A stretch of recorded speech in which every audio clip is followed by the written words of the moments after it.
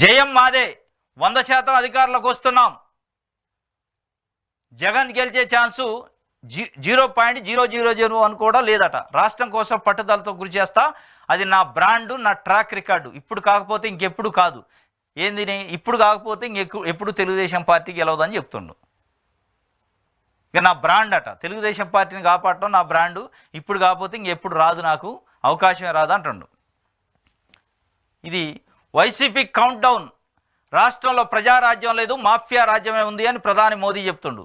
మరి అయ్యాల కూడా మాఫియా రాజ్యమే చంద్రబాబు నాయుడు ఆధ్వర్యంలో ఉంది. అయ్యాల కూడా అమరావతి నుంచి పోలవరం వరకు ఆస్తులు పెంచుకునే కార్యక్రమంలో ఆయన ఉండు. కూటములు కట్టే కుట్రదారుడు అన్నావు. మరి ఆయన్నే పక్కన పెట్టుకొని వైసీపీ కౌంట్ డౌన్ అయింది. రాష్ట్రంలో ప్రజారాజ్యం లేదంటున్నావు. అయ్యాల లేదా, ఇయ్యాల లేదా ప్రజారాజ్యం అనేది మోడీ గారు చెప్పాలా. మన గెలుపును ఎవరూ ఆపలేరు. జనంలో అవధుల్లేని ఉత్సాహం ఉంది. ప్రభుత్వాన్ని మార్చాలని వారిలో బలమైన కోరిక ఉందని ప్రధానమంత్రి గారు చెప్తున్నారు. మన గెలుపును ఎవరు ఆపలేరు అంటుండు. ఆపేవాళ్ళు ఉన్నారు, ప్రజలు ఉన్నారు. 4 కోట్ల మంది ఓటర్స్ ఉన్నారు ఏపీలో. ఎవరు గెలుపునైనా ఆపుతారు, ఎవరినైనా గెలిపిస్తారు, ఎవరినైనా ఓడిస్తారు. ఓడించాలనుకున్న ఓడిస్తారు, గెలిపించాలనుకుంటే గెలిపిస్తారు.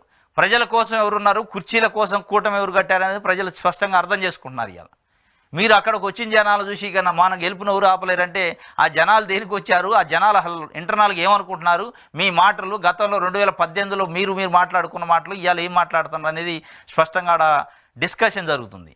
మీ బహిరంగ సభలకు వచ్చిన కార్యకర్తలు, మీ బహిరంగ సభలకు వచ్చిన ప్రజలే నవ్వుకునే పరిస్థితికి వచ్చింది మీ మాటలు చూసి. కాబట్టి మన గెలుపుని ఎవరు ఆపలేరు అని మీరు అనుకుంటున్నారు. మీ గెలుపుని మేము ఆపుతూ అని 4 కోట్ల మంది ప్రజలు అనుకుంటున్నారు. ఎవరు ఆపలేకుండా ఎందుకుంటారు? మే 13 నాడు 4 కోట్ల మంది ఓటర్స్ ఆపుతారు. ఎందుకంటే మీ కూటమే అపవిత్రం, మీ కూటమి కుర్చీల కోసం ఏర్పడింది. మీ కూటమిలో నాయకులే ఒకళ్ళ మీద ఒకళ్ళ కత్తులు దూసుకున్నారు. 2018లో ఇవాళ మళ్ళీ కౌగిలించుకుంటున్నారు. ఈ కత్తులు కౌగిలించుకున్నప్పుడు ప్రజలు అర్థం చేసుకుంటున్నారు ఎందుకు కత్తులు దూసుకుంటున్నారు, ఎందుకు కౌగిలించుకుంటున్నారు, దేనికోసం వీళ్ళ ఎజెండా అనేది అర్థమైంది.